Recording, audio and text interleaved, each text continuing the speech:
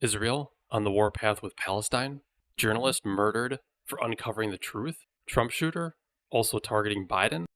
You jumped in the daily dumpster fire, where we talk straight about the most insane topics going on today. As part of the OpenViews channel, we remove slant and keep ideas flowing on both sides. Let's start with murder.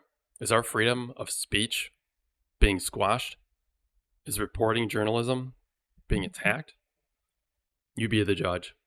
Robert Tellez, a former Clark County public administrator in Nevada, was recently found guilty of murdering investigative journalist Jeff Gurman in September of 2022. Gurman had exposed Tellez for creating a toxic work environment with allegations of bullying employees, showing favoritism towards one particular employee with whom he had allegedly had inappropriate relationship. This favoritism reportedly included special treatment and promotions. Gurman's reporting led to Tellez losing his re-election bid in June of 2022. And then months later, September 3rd, Gurman was found stabbed to death outside his home.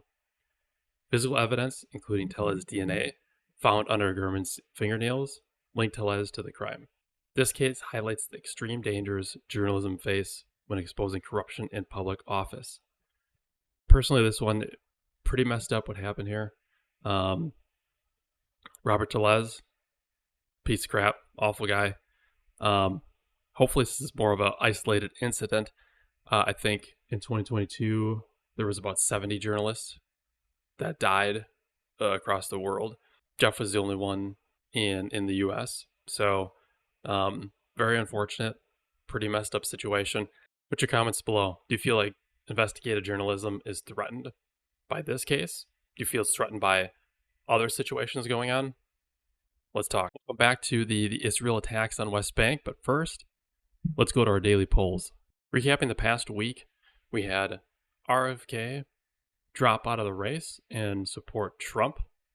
The VP that was running with RFK also supporting Trump. We have Tulsi Gabbard coming out against the Democrat Party and also supporting Trump. And the polls still aren't showing much change. So the latest is as of the 27th, a few days ago, but still show about the same as it was. Kamala a little over 3%. And that's about margin of error right now. So thus far, it's still a bit of a dead heat. All of this is on top of the fact that we're at day 40, where Kamala has not had an actual interview. And that's not even counting the upcoming interview with Dana Bash, who, again, I don't care if you're going to vote for her, Kamala Harris, or you're going to vote for Trump, but Dana Bash is extremely biased. She's going to throw softballs to Kamala. So even when this interview comes up, the clock is still going to continue. Kamala has not had a serious interview since Biden ducked out. Speaking of the presidential debate, we have additional information on the Trump assassination. So Thomas Matthew Crooks, the gunman who attempted to assassinate former President Donald Trump. FBI is looking into him, revealed that through 60 online searches in the 30 days leading up to the attack, Thomas had been looking at both Trump and Biden, which is kind of strange. They still don't know, they still don't have motive for why he attacked Trump. But what they have noticed is that leading up, or once the rally had been announced in Pennsylvania, Thomas had focused on that particular event. So was he already going to go after Trump? Or was this convenient because it was close to him? Let me know in the comments. Post your thoughts. Time to get into the dumpster. We're here for the topic of the day. Israel moving forward on attack of the West Bank. So let's rewind back a second.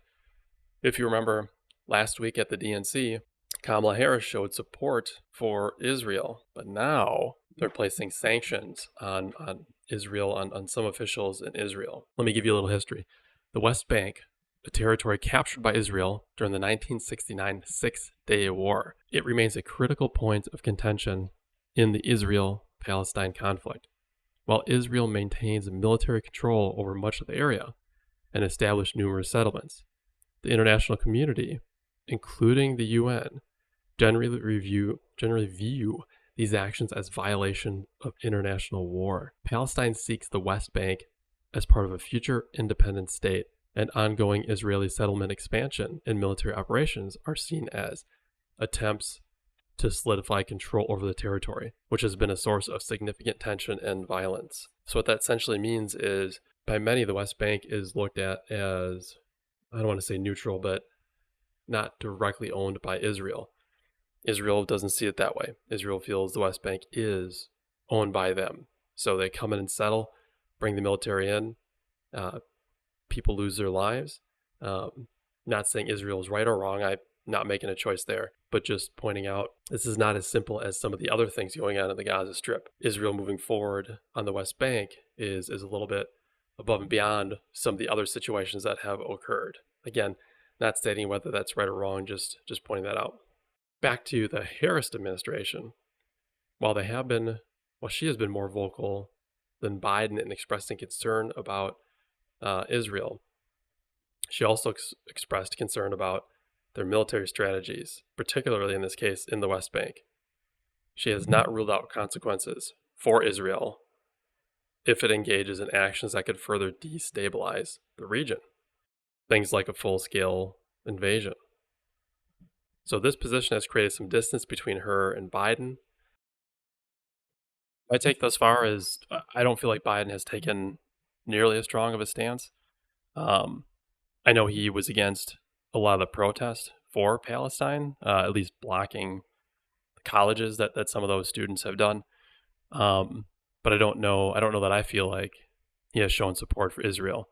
Kamala has shown more support for Israel. What I don't know is that really tied to her current stance of trying to appear more moderate, or if that's truly how she feels about the situation. The one thing I can say is that we still have numerous weeks before the election. If she truly feels that way, she has an opportunity to step in and do something about it.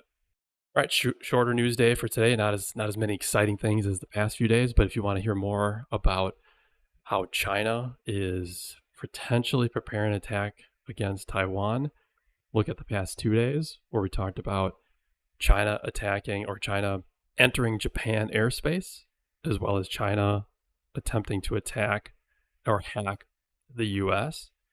We talked about Trump this episode. If you want to learn more about some of Trump's more liberal-leaning stance, such as creating the USMCA, click on the video on the right.